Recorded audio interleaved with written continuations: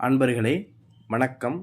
நாம் இன்னைக்கு வீடியோ பதிவில் எதை பற்றின தகவலை பார்க்க போகிறோம் அப்படின்னு பார்த்தீங்கன்னா, அதாவது எல்லாத்துக்குமே மாந்திரீகத்தில் ஏதாவது ஒரு தெய்வத்தையோ இல்லை ஏதாவது ஒரு தேவதையவோ வசியம் பண்ணணுங்கிற ஆசைகள் இருக்கும். சரிங்களா? அதாவது மாந்திரீகத்தை பற்றி தெரிந்தவர்களுக்கு, சரிங்களா, அதாவது மாந்திரீகத்தை பற்றி தெரிந்தவர்களுக்கு ஏதோ ஒரு தெய்வத்தையோ இல்லை ஒரு தேவதையவோ என்ன செய்யணும்னா வசியம் பண்ணணும் அப்படிங்கிற ஆசை வந்து எல்லாத்துக்குமே இருக்கும். சரிங்களா? அதில் ஒரு சில பேர்களுக்கு என்ன செய்யும் அப்படின்னா, தானாகவே அருள்வாக்கு அப்படிங்கிறது வரும். வந்து அந்த தெய்வத்தை வச்சு விபூதி மந்திரிச்சு கொடுக்கறது, இந்த மாதிரி ஒரு சில சின்ன சின்ன மாந்திரீக விஷயங்களை பண்ணுறது அப்படிங்கிற மாதிரி பண்ணி கொடுப்பாங்க இன்றைய காலகட்டத்தில். அந்த மாதிரி தான் 100க்கு ஒரு 90% பேர்கள் வந்து தானாக அருள்வாக்கு வந்து அந்த தெய்வத்தை நினச்சி விபூதி கொடுக்கறது, சின்ன சின்ன மாந்திரீக விஷயங்களை பண்ணி கொடுக்கறது தான் பண்ணிக்கிட்டு இருப்பாங்க. இன்னும் ஒரு சில பேர்கள் என்ன செய்வாங்கன்னா, குரு மூலியமாக அந்த மாந்திரீகத்தினுடைய நுணுக்கங்களை கற்றுக்கிட்டு அந்த மாந்திரீக விஷயங்களை தொழிலாக என்ன செய்வாங்கன்னா எடுத்து பண்ணுவாங்க. சரிங்களா? இந்த மாதிரி ரெண்டு விஷயத்துல தான் 100க்கு 90% நபர்கள் வந்து இந்த மாந்திரீக விஷயங்களை பண்ணிக்கிட்டு இருக்காங்க. சரிங்களா? ஆனால் அதாவது இன்றைய காலகட்டங்களில் பார்த்தீங்கன்னா, மாந்திரீகத்தில் ஒரு தெய்வத்தையோ ஒரு தேவதையவோ வசியம் பண்ணி அந்த தெய்வத்தையோ தேவதையோ வச்சு மாந்திரீகம் பண்ணக்கூடிய நபர்கள் வந்து விரல் விட்டு எண்ணிரலாம். ஏன்னா அந்த நபர்கள் வந்து குறைவு தான். சரிங்களா? ஆனால் இந்த மாதிரி தேவதைகளை வச்சு நம்ம வசியம் பண்ணி மாந்திரீக விஷயங்கள் பண்ணும்போது துல்லியமாக அடிக்கும். சரிங்களா? எந்த ஒரு ஏவலாக இருக்கட்டும், எந்த ஒரு காரியத்தையுமே நம்ம மாந்திரி விஷயங்கள் பண்ணும்போது இந்த மாதிரி தெய்வத்தையோ தேவதையோ நம்ம வசியம் பண்ணி முறைப்படி வசியம் பண்ணி பண்ணும்போது நம்ம செய்யக்கூடிய அந்த மாதிரி விஷயங்களில் ஃபெயிலியர் ஆகாமல் அப்படியே அது நடக்கும். சரி, ஏன்னா நம்மளுக்கு அந்த தெய்வம் வசியமாக இருக்கிறதுனால நம்மளுக்கு அந்த தெய்வமோ அந்த தேவதையோ அந்த விஷயத்தை நம்மளுக்கு பண்ணி கொடுக்கும். சரிங்களா? அதுபோல் இந்த மாதிரி விஷயங்கள்ங்கிறது வந்து ரொம்ப குறைவு தான். சரிங்களா? அதாவது நிறைய பேருக்கு வந்து என்ன செய்யணும்னா ஒரு சந்தேகம் இருக்கும். சரிங்களா? ஒரு தெய்வத்தையோ ஒரு தேவதையவோ எத்தனை நாளில் நம்ம வசியம் பண்ண முடியும் அப்படிங்கிற மாதிரி நிறைய பேர்கள் வந்து இன்றைய காலகட்டங்களில் ஒரு சந்தேகம் இருக்கும். ஒரு தெய்வத்தை வந்து எத்தனை நாளில் வசியம் பண்ண முடியும்? ஒரு சில பேர்கள் என்ன சொல்லுவாங்க, 48 நாள்னு சொல்கிறாங்க. ஒரு சில பேர்கள் வந்து 21 நாளில் வசியமாயிருன்னு சொல்கிறாங்க.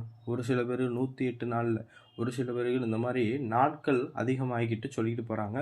எது உண்மை? எத்தனை நாளில் தான் ஒரு தெய்வம் நம்மளுக்கு வசியமாகும் அப்படிங்கிற மாதிரி ஒரு சில பேர்கள் கேள்வி எழுப்புவாங்க. இது ஒவ்வொருவருடைய அந்த விஷயத்தை பொறுத்து மாறுபடும். சரி, ஒவ்வொருவருக்குமே இந்த தெய்வம் வந்து வசியமாகிறது வந்து மாறுபடும். சரிங்களா? அதாவது நம்மளுடைய மனசுல எப்படி ஆசைகள் இருக்கு அப்படிங்கிறத பொறுத்து அந்த தெய்வத்தை எதற்காக நம்ம வசியம் பண்ண நினைக்கிறோம் அப்படிங்கிறத பொறுத்து தெய்வம் நம்மளுக்கு எத்தனை நாளில் வசியம் ஆகுறது அப்படிங்கிறது வந்து ஒவ்வொருவர்களுக்கும் மாறுபடும். சரிங்களா? எதற்காக ஒரு தெய்வத்தையோ தேவதையோ நம்ம வசியம் பண்ண நினைக்கிறீங்க அதுக்கிட்ட ஏதாவது ஒரு விஷயத்த எதிர்பார்த்து தான் அந்த தெய்வத்தையோ தேவதையவோ நம்ம என்ன செய்கிறோம், வசியம் பண்ண நினைக்கிறோம். சரிங்களா? அப்படி நீங்கள் எதிர்பார்க்குற அந்த பொருளை பொறுத்து, அந்த பொருளுடைய தகுதியை பொறுத்து அந்த தெய்வம் வந்து உங்களுக்கு சீக்கிரம் வசியமாகிறதா இல்லை லேட்டாக வசியமாகிறதாங்கிறது இருக்குது. சரிங்களா? ஏன்னா நீங்கள் கேட்கக்கூடிய அந்த வரத்தை பொறுத்து தான் தெய்வம் வந்து ஒரு சில விஷயங்கள் வந்து சீக்கிரமாக இல்லை வசியமாகிறது வந்து லேட்டாக வசியமாகிறதா அப்படிங்கிறது இருக்குது. சரிங்களா? ஒரு விஷயம் எடுத்துக்காட்டுக்கு பார்த்தீங்கன்னா, நீங்கள் வந்து ஒரு சின்ன விஷயத்த தெய்வத்துக்கிட்ட கேட்குறீங்க. வசியமன் ஒரு உங்கள் மனசுக்குள்ள ஒரு சின்ன விஷயம், அந்த வரம் வந்து யாருக்கும் எந்த பின்விளைவும் வராது. ஆனால் அந்த விஷயம் ஒரு சின்ன ஒரு ஆசையாக இருக்குது அப்படின்னா அந்த தெய்வம் வந்து சீக்கிரம் உங்களுக்கு வசியமாயிரும்.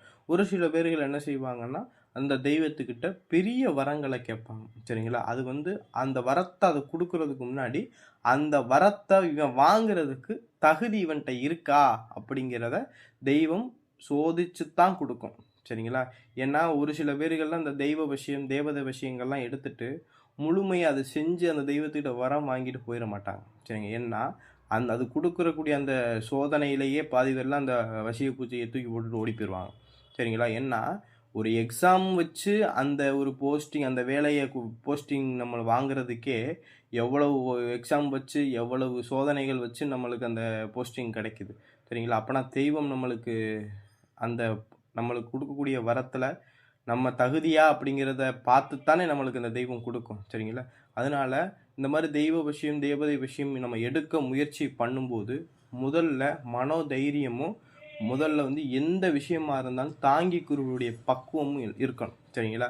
ஒரு விஷயத்த நம்ம எடுக்கிறோம் அப்படின்னா, தெய்வத்த அந்த வரத்த வாங்குற வரைக்கும் அந்த தெய்வத்துக்கு நம்ம விடக்கூடாது. வாங்கிட்டு தான் நம்ம அடுத்த விஷயத்துக்குள்ளே போணும். சும்மா பாதியிலே விட்டுட்டு போறதுனால, உங்களுக்கு கெடுபலன தான் குடுக்குமே தவிர, குடும்பங்கள்ல பல பிரச்சனைகள உருவாக்கி விட்டுரும். சரிங்களா? ஒரு விஷயத்த எடுக்கிறதுக்கு முன்னாடி பல விஷயத்துல யோசிச்சுட்டு தான் இந்த விஷயங்கள நம்ம எடுக்கணும். சரிங்களா? இன்றைய காலகட்டங்கள்ல பார்த்தீங்கன்னா, இந்த விஷயத்த பாதியிலே எடுத்துட்டு பாதியிலே ஓடி போயிடுறாங்க. ஏன்னா, அது குடுக்கக்கூடிய சோதனைகள்ல நம்மனால தாங்க முடியாது. சரிங்களா? ஏன்னா, அது குடுக்கக்கூடிய சோதனைகள் எப்படி இருக்கும்? எல்லாத்தையுமே நம்மள்ட்ட இருந்து இழக்க வச்சுக்கும். சரிங்களா? ஃபர்ஸ்ட்டு அது நம்ம கேட்கக்கூடிய அந்த வரத்த பொறுத்து, அந்த தகுதி உனக்கு இருக்கா? அப்படிங்கிறத பொறுத்து தான், அந்த தெய்வம் என்ன செய்யும்? உனக்கு அந்த வரத்தையே குடுக்கும். சரிங்களா? அ புரியுதுங்களா? அடுத்து பார்த்தீங்கன்னா, நம்மள்ட்ட இருக்கக்கூடிய தெய்வத்த நம்ம எப்படி அழைக்கிறது? அப்படிங்கிறது ஒரு சில பேர்களுக்கு தெரியாது. சரிங்களா? ஒரு சில பேர்கள் தெய்வத்த வசியம் பண்ணிட்டாங்க. அந்த தெய்வத்த எப்படி அழைக்கிறது? அப்படிங்கிறது ஒரு சில பேர்களுக்கு தெரியாது. இல்ல தானாக அருள்வாக்கு வரக்கூடியவங்களுக்கும் சரி, இல்ல ஒருத்தவங்க உடல்ல ஒரு தெய்வம் குடியிருக்கு அப்படின்னாலும் சரி, அந்த தெய்வத்த நம்ம எப்படி அழைக்கிறது? நம்ம அழைச்ச உடனே எப்படி வரும்? அப்படிங்கிறது ஒரு சூட்சுமத்த இன்னைக்கு நான் உங்களுக்கு சொல்லி தரேன். நல்லா தெரிஞ்சுக்கங்க. எந்த ஒரு தெய்வமோ, ஒரு தேவதையோ நம்மள்ட்ட இருக்கு அப்படின்னா, அந்த தெய்வ சக்தி நம்மள்ட்ட எப்படி போகும் அப்படின்னா, புருவ மத்தி இருக்கு பாருங்க. அந்த புருவ மத்திக்கு கொஞ்சம் மேல் பகுதியில தான் மேல் பகுதி வழியாக உள்ள போய் கபாலத்தின் வழியாக முதுகுத்தண்டுல போய் என்ன செஞ்சிரும்? போய் சேமிச்சிருக்கும். சரிங்களா? எப்படி ஒரு பேட்டரியில ஒரு செல்ஃபோன்ல மெமரி கார்டுல எல்லா விஷயம் போய் சேவ் ஆகி இருக்கோ, அதே போல நம்ம உடம்புல ஒரு தெய்வ சக்தியா இருக்கட்டும், இல்ல தெய்வத்தின் மூலமாக நம்ம செய்யக்கூடிய சக்திகள பூராமே எப்படி அது கொண்டு போய் சேர்க்கும் அப்படின்னா, கபாலம் அதாவது புருவ மத்தியில இருந்து கபாலம் வழியாக முதுகுத்தண்டுல கொண்டு போய் சேமிச்சு வைக்கும். நம்ம வசியம் பண்ண தெய்வமும், நம்மள்ட்ட இருக்கக்கூடிய தெய்வமும் எங்கே போய் குடியிருக்கும் அப்படின்னா, கபாலம் வழியாக போய் முதுகுத்தண்டுல தான் குடியிருக்கும். சரிங்களா? அடுத்தது பார்த்தீங்கன்னா, அந்த தெய்வத்த எப்படி நம்ம அழைக்கிறது அப்படிங்கிறது பார்த்தீங்கன்னா, கண்ண மூடிக்கிட்டு எந்த தெய்வத்த நீங்க அழைக்க நினைக்கிறீங்களோ, உங்களுக்குள்ள இருக்கக்கூடிய தெய்வத்த அழைக்கிறீங்களோ அப்படின்னா, நீங்க உங்களுடைய கண்ண மூடி புருவ மத்திய உற்று பார்த்த மாரி, நீங்க உங்க வணங்கக்கூடிய தெய்வத்துடைய மந்திரத்தையோ, இல்ல உங்கள்ட்ட இருக்கக்கூடிய தெய்வத்துடைய பெயரையோ 3 முறை அழைச்சு வா வா அப்படின்னு சொல்லி சொன்னீங்க அப்படின்னா, அந்த தெய்வமானது வெளிப்பட ஆரம்பிக்கும். சரிங்களா? இப்படி அந்த தெய்வத்த நம்ம வர வைக்க முடியும். சரிங்களா? இதுதான் ஒவ்வொருத்தவங்களுக்கு உடல்ல இருந்தும் தெய்வத்த அழைக்கக்கூடிய ஒரு சூட்சும ரகசியம். சரிங்களா? இந்த ரகசியத்த வச்சு தான் எல்லா விஷயங்களையுமே நம்ம பண்ண முடியும். சரிங்களா? இப்படி தான் ஒரு தெய்வத்த நம்மனால அழைக்க முடியும். சரிங்களா? இப்ப எடுத்துக்காட்டுக்கு ஒரு தெய்வத்த நீங்க வசியம் பண்ணிட்டீங்க அப்படின்னா, அந்த தெய்வத்த அழைச்சு எப்படி இந்த ஏவல் விஷயங்கள நம்ம பண்றது அப்படிங்கிறது பார்த்தீங்கன்னா, இதே போல தான். அந்த தெய்வத்துடைய மூல மந்திரத்த 3 தடவ புருவ மத்திய பார்த்து சொல்லி, சொன்ன உடனே அந்த தெய்வம் என்ன செய்யும்? வெளிவரும். வெளிவந்த பிறகு அதுட்ட ஒரு சில ஏவல் வேலைகள நம்ம செஞ்சுக்கிற முடியும். இப்படி தான் நம்ம என்ன செய்ய முடியும்? நம்ம வணங்கக்கூடிய தெய்வத்த நம்ம வெளிக்கொண்டு வர முடியும். சரிங்களா?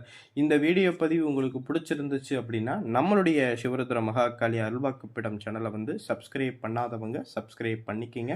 நன்றி, வணக்கம்.